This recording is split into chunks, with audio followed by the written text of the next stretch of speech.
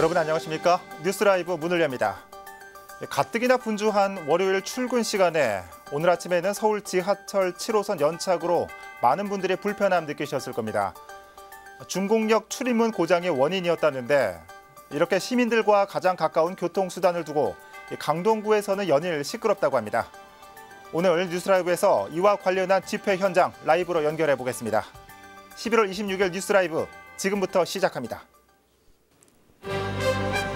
오늘의 헤드라인입니다. 용산구가 추진하고 있는 가칭 치매 안심마을의 건립 타당성 논란이 용산구의회에서 제기됐습니다. 고척동 옛 영등포 교도소 부지 개발이 첫 삽을 떴습니다. 공동주택 2,200세대와 복합청사, 쇼핑몰 등이 조성됩니다. 9호선 3단계 사업 개통이 닷새 앞으로 다가온 가운데 4단계 사업의 조속한 착공을 촉구하는 시위가 광화문에서 열리고 있습니다.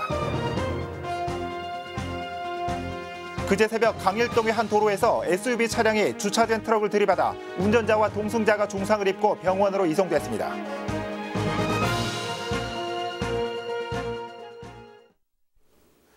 용산구의회가 추진하고 있는 가칭 치매 안심마을 사업이 타당성 논란에 휩싸였습니다. 설문조사 표본성 문제와 해당 부지의 안전성 여부가 도마 위에 올랐습니다. 이재용 기자입니다. 양주에 있는 옛 용산 가족 휴양소입니다.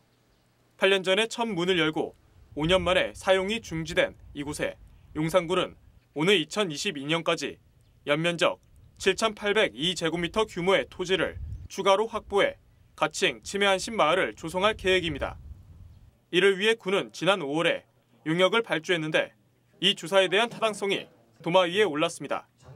용역 조사 결과 치매 안심 마을의 건립 비용으로 175억 원이 소요될 것으로 추정돼 5년 동안 지방소득세를 더 걷어 사업비를 조달한다는 가정으로 지난 10월 사업에 대한 편익 추정 설문조사가 진행됐는데 표본수가 부실하다는 겁니다. 건립 타당성에 대한 부분의 근거 자료로 채택한 것이 50여 분의 설문조사 내용이거든요. 용산구민은 8분밖에 안 되는데. 집행부는 문제가 없다고 설명합니다. 마지막에 B씨가 이제 1.0 이상이 되면은 사업성이 있다고 이제 판단이 되는 거고요. 치매 안심마을이 들어설 부지에 한전의 고압 전선이 지나가는 점도 우려스러운 부분입니다. 그 고압선에 대한 부분에 대해서 열어놓고 용산 구민들의 의견을 적극적으로 들어서 정말 거리낌이 없는 것인지 여기에 대한 부분들을 확인할 필요가 있다고 생각합니다. 이런 의견에 대해 집행부는 공감하면서도 실보단 득이 많다는 입장입니다. 비록 그 고압선은 지나가지만 거기가 그거에 대한 어떤 그 피해 의식보다는 실제로 거기에 짐으로 해서 그 실익이 훨씬 더 크다. 기본 계획을 수립하기 전부터 사업에 대한 타당성 논란이 불거진 용산구 치매 안심마을 조성 사업. 구는 문제가 제기된 설문조사의 표본수를 보완해 내년 3월 서울시 투자심사를 진행할 예정입니다. 딜라이브 서울 경기 케이블 TV 이재용입니다.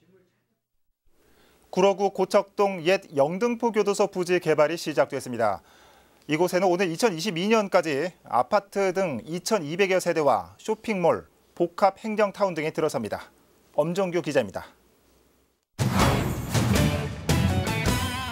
10만 5천 제곱미터에 달하는 옛 영등포 교도소 부지 개발이 첫 삽을 떴습니다. 교정시설이 현 부지에서 천왕동으로 이전한 지 7년 만에 시작된 공사입니다.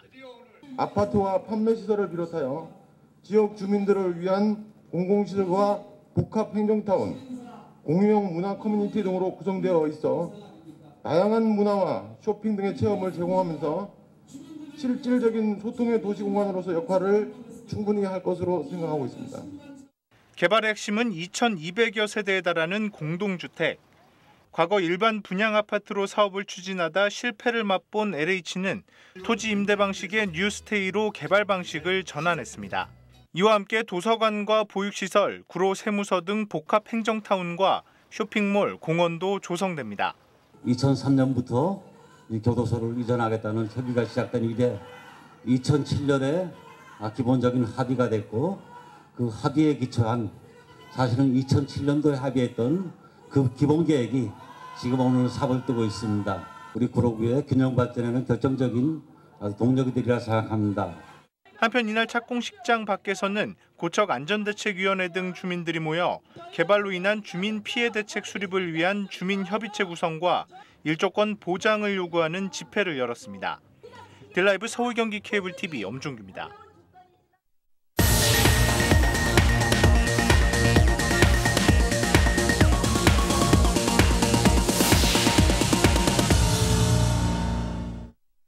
서울시는 카드 결제 시 수수료를 0%로 낮춰 소상공인들의 결제 수수료 부담을 줄이기 위한 제로페이를 추진하고 있습니다. 시범 사업을 앞두고 서대문구 연세로에서 홍보에 나섰는데요. 상인들은 수수료 제로에는 대체로 환영했지만 우려의 목소리도 있었습니다. 오신영 기자입니다. 음식점이나 상점에서 신용카드 결제 시 상인들은 신용카드사의 0.8%에서 최대 2.5%의 결제 수수료를 지불해야 합니다.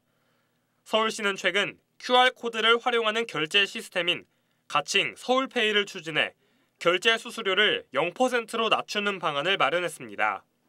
또 제로페이를 이용하는 소비자에게는 소득공제를 40%로 확대 적용하겠다고도 밝혔습니다. 소상공인들이 사실 영업하는 데 있어서 큰 애로가 카드 수수료 때문에 굉장히 고통을 받아온 것 같습니다. 그런데 이 제로페이는 그 카드 수수료를 거의 제로화하기 때문에 그만큼 그 부담이 줄어들어서 지난달부터는 가맹점 모집에 나섰습니다. 상인들은 대체로 결제 수수료가 0%인 제로페이 결제 방식을 환영한다는 입장. 하지만 일부에선 우려의 목소리도 제기됐습니다. 은행과의 왕래가 많은 소상공인들이 제로페이로 인해 은행 거래에서 일부 불이익을 당하지는 않을까라는 겁니다. 은행권하고 관련된 게 많습니다. 사업이 들되면 대출 관련도 있고 그러면은 은행권에서 대출을 저희가 사용하게 되지 않습니까? 쓴 만큼에 대한 저희도 그거를 결제를 해줘야지 또 거기에 대한 또 수수료도 조절이 되고 안 그러면 이런 문제가 있기 때문에 현실적으로는 저희한테 별로 와닿는 게 없어요. 당장 다음 달 17일부터 제로페이 시범 운영 계획을 내놓은 상황에서 시민 대부분이 인지하지 못하는 점도 우려된다고 밝혔습니다. 또 제도가 시작되더라도 소비자들이 가입만 해놓고 흐지부지 되지는 않을까 걱정입니다. 일반 시민들이나 고객들한테는 확산이 안 되고 있으니까 그거를 저희들이 일일이 할 수는 없잖아요. 국민들이 알아야 된다는 거죠. 국민들이 그걸 제대로 이해하고 이걸 쓰므로 인해서 자기한테도 이득도 되고 또 뭐 어려운 소상공인들 조금 도와주는 측면도 되고. 이 밖에 신용카드사에서 제공되는 각종 할인 혜택을 마다하고 제로페이를 사용할 것인가에 대한 지적도 있었습니다. 서울시는 일부에서 제기되는 우려에 대해 사업 초기에는 홍보에 집중하고 제도가 성공적으로 정착할 수 있도록 공공시설에 대한 할인 제도 등을 마련하겠다는 입장입니다. 앞으로 한 달 서울시가 야심차게 내놓은 제로페이 사업에 시민들은 응답할 수 있을지 주목됩니다. 딜라이브 서울경기 케이블 TV 오신영입니다.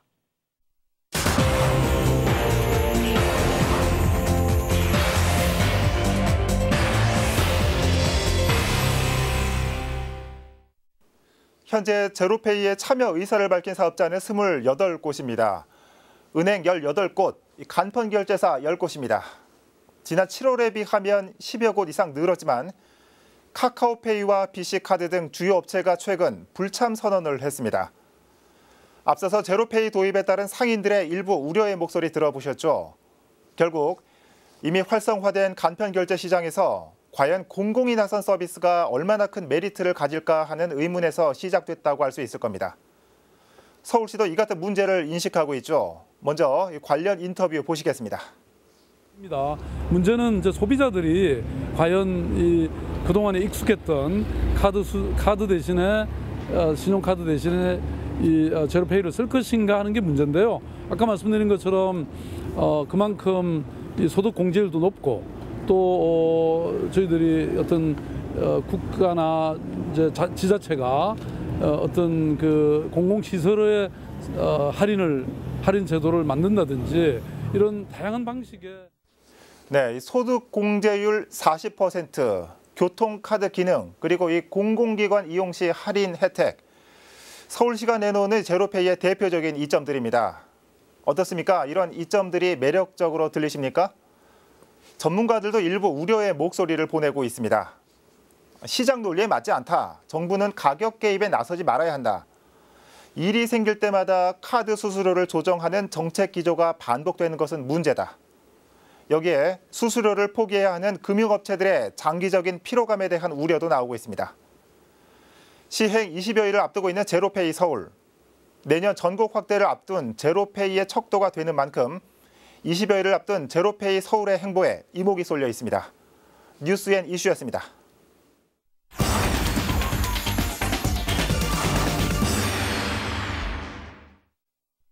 강동구는 서울에서 개발이 활발하게 진행되고 있는 자치구 중 하나입니다. 특히 지하철 9호선 연장 사업에 주민들의 관심이 쏠리고 있습니다. 지지부진한 사업 속도에 참다 못한 주민들이 지금 이 시각 거리로 나섰습니다. 현장에 나가 있는 취재기자 연결해 보겠습니다. 태윤영 기자. 네, 저는 광화문 정부 서울청사 앞에 나와 있습니다. 네, 오늘 광화문에 강동구민들이 모였다고 하는데 어떤 이유입니까? 네, 현재 강동구 주민들이 한데 모여 지하철 9호선 4단계 연장 사업에 조속한 사업 추진을 촉구하고 있습니다. 예. 현재 그 지하철 9호선은 서울 남부 지역을 동서를 잇는 것을 목표로 다음 달 1일에는 9호선 3단계 종점인 강동구 둔촌동의 보훈병원이 개통합니다. 최근 몇 년간 이 지역에서는 보훈병원에서 강동구 고덕동을 추가로 연결하는 9호선 4단계 사업이 최대 이슈로 부상했습니다. 예. 특히 지난 5월에는 4단계 구간의 사업성을 가늠하는 예비 타당성 조사가 통과되면서 주민들의 관심도 집중됐었는데요. 하지만 예비 타당성 조사를 통과한 지 6개월이 다 되도록 사업에 진척이 없다며 보시는 것처럼 오늘 이렇게 주민들이 집회를 열고 있는 상황입니다. 네, 이 사업이 지연되고 있는 것에 주민들이 반발하고 있다는 건데 이 현장 분위기는 어떻고 또 주민들이 주장하는 부분은 어떤 부분입니까? 네, 예상보다 조금 늦어지긴 했지만 강동구 주민들이 하나둘씩 모여들고 확성기와 피켓까지 동원한 모습입니다. 예. 현장에 강동구 주민 한 분 나와 있는데요. 자세한 이야기 한번 나눠보겠습니다. 안녕하십니까? 안녕하십니까? 네, 안녕하십니까? 먼저 사업 지연에 대해 지역 분위기나 반응은 좀 어떤지 말씀 좀 부탁드립니다. 예, 그 예비 타당성 조사라는 게 금년 5월 말에 통과가 됐습니다. 그러니까 통과가 돼서 그 이후에 이제 진행 절차는 기본 계획, 기본 설계, 실시 설계 이렇게 단계를 거치게 됩니다. 근데 현재 기본 계획이 시행 중에 있으며 내년 8월 말이면 완료가 됩니다. 그러면 이 사업이 끊임없이 이렇게 단절 없이 지속이 되려면 바로 기본 설계 및 실시 설계에 대한 예산 확보가 선행이 되어야 합니다. 그런데 현재 서울시 예산만 3억이 잡혀 있습니다. 이 예산으로는 택도 없는 것입니다. 최소한 수백억이 소요되는 걸로 알고 있으며 그에 따른 계약금 최소한 10% 수십억은 예산이 확보되어야 하며 이 또한 서울시 예산으로는 부족하며 이 사업 9호선 사업 자체가 재정사업 플러스 서울시 예산 두 가지를 결합해서 진행되는 사업입니다. 그런데 정부 예산은 전혀 반영이 안 돼 있는 상황입니다. 그래서 우리가 지금 최근에 이런 상황에 대해서 말로만 떠드는 정치인에 대해서 분노가 치솟고 있으며 그에 대해서 아주 속이 아주 뒤집히고 있는 그런 상황입니다. 오늘 주민들께서 이제 정부 서울청사에 모시게 됐는데 특별한 이유가 있습니까? 예. 저희가 9호선 예비 타당성 조사는 통과가 되었지만 사실은 2012년도부터 시작된 사업입니다. 그동안 많은 정치인들이 거쳐갔지만 입으로만 공약은 언제까지 하겠다 하면서도 불구하고 오히려 전혀 관심도 없었고 오히려 저희 강동 구민이 작년 2월 달에 강동구청에서 강동구 시민회관에서 걸기대를 해본 적이 있습니다. 그 자리에 우리 지역구 국회의원 진선미 의원은 얼굴도 보이지도 않았고 또한 올 10월 달에 우리가 또 걸기대를 했지만 진선미 의원은 물론이고 본인 휘하에 있는 강동구청장, 서울시 의원, 강동구 의원 누구도 나가지 못하게 하여 울분이 지금 치솟고 있는 그런 상황입니다. 그럼 이제 9호선 4단계 사업이 계속 지연된다면 지역에 어떤 문제가 좀 있을지 간단하게 좀 부탁드릴게요. 예, 근데 그러기 전에 현재 그래서 진선미 의원은 무엇보다도 말로만 실제로 서울시 그러니까 공약을 우리 강동구 출마하면서 공약을 했을 때 우리 9호선 2018년 착공하는 걸로 약속을 했습니다. 그럼에도 불구하고 지금 여전히 오류 무중인 상황입니다. 네, 알겠습니다. 고맙습니다. 네. 그리고 제가 아까 잠시. 네, 강동구는 현재 서울에서 개발 열기가 두드러지고 있는 지역 중 한 곳입니다. 인접한 하남 미사지구의 개발로 지역의 인구수가 계속 늘고 있고요. 지역 개발의 인구 증가세도 상당할 것으로 예상되고 있습니다. 폭증하는 인구를 수용할 만한 인프라 구축이 강조되고 있는 상황에서 지하철 연장을 둘러싼 논란은 당분간 계속될 것으로 보입니다. 지금까지 광화문 정부 서울청사에서 전해드렸습니다. 네, 태인영 기자 잘 들었습니다. 다음 주부터 이 9호선 3단계 연장 구간이 운행을 시작하죠. 이 각종 개발로 인구가 늘 전망인 강동구의 교통대책을 촉구하는 자리 연결해봤습니다.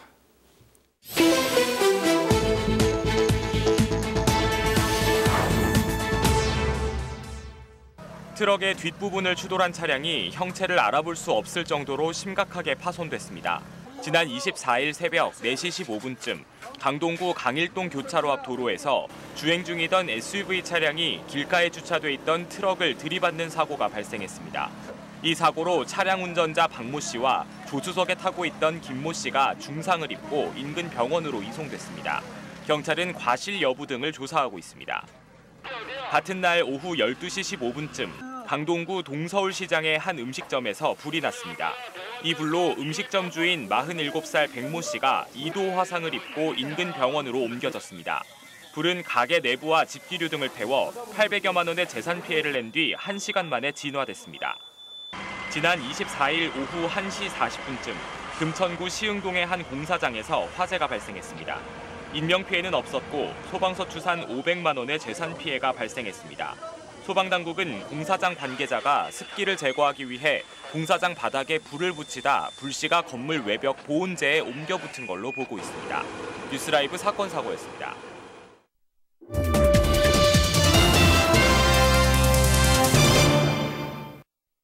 현재 성북구의회에서는 내년도 예산안 심사가 한창입니다. 올해보다 7% 정도 증액된 예산이 편성된 상태입니다. 주요 분야별 예산을 이혜진 기자가 살펴봤습니다. 성북구가 편성한 내년도 예산은 모두 6,809억 원. 올해보다 7.3% 증액된 금액입니다. 가장 눈에 띄는 건 복지 서비스 예산입니다. 일반회계 예산의 55%가 사회복지 사업에 편성됐는데 이는 역대 최대 규모입니다.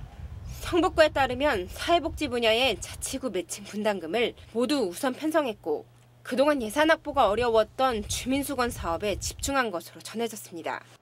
주요 사업을 살펴보면 아동 청소년 전용 도서관 건립에 24억 7천만 원, 기름이 재정비 촉진구역 내 구립도서관 건립에 12억 4천만 원, 친환경 테마주차장 건설에 45억 원이 편성됐습니다.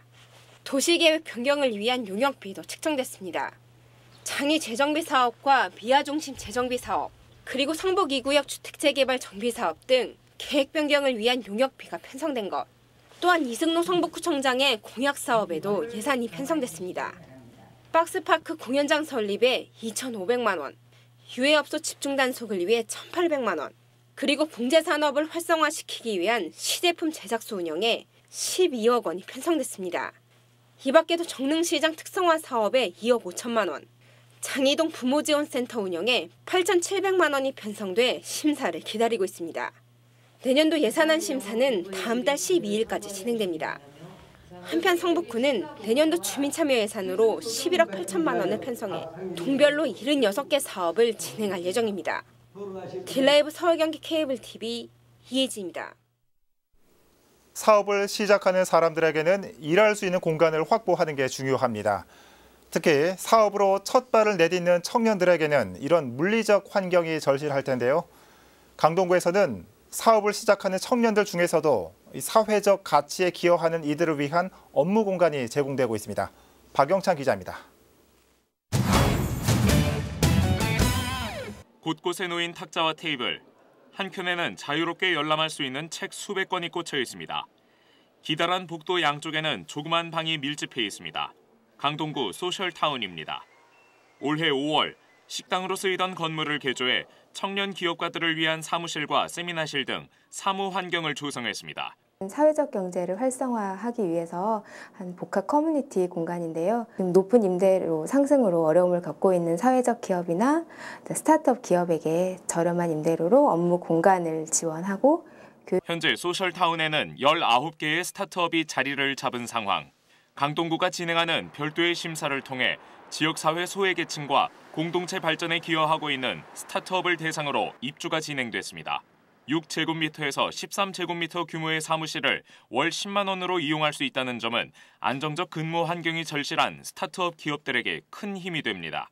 관리비나 사용료나 접근성이나 너무 좋습니다. 혜택을 받고 그 혜택을 또 다른 사회 서비스로 환원할 수 있는 그런 활동을 열심히 하고자 합니다. 소셜타운에 입주한 기업은 연 1회 강동구청이 진행하는 사업 심사를 거쳐 총 3년까지 계약을 연장할 수 있습니다. 딜라이브 서울경기 케이블TV 박영찬입니다. 케이블 방송 지역 채널의 경쟁력 강화와 우수 콘텐츠를 발굴하기 위해 분기별로 진행되고 있는 지역 채널 우수 프로그램 응모에서 키즈 솔로몬이 정규 분야 우수 프로그램으로 선정됐습니다. 키즈 솔로몬은 초등학생을 대상으로 한 퀴즈 프로그램으로 지역사회 아이들에게 도전과 성취의 기회를 제공하는 지역성 구현 노력이 호평을 받았습니다. 이번 시상은 접수된 콘텐츠 145편을 대상으로 지역채널 분과위원회와 전문가 1, 2차 심사를 거쳐 창의성과 지역성, 저널리즘 가치 등에서 높이 평가된 보도 분야 3편, 정규 분야 2편, 특집 2편 등 총 7편에 수여됐습니다. 이 자리에서 김성진 한국케이블TV 협회장은 인사말을 통해 지역 채널이 지역성을 강화하고 새로운 기술과 서비스를 접목시켜 경쟁력을 키움으로써 새로운 위상을 세워나가자고 당부했습니다.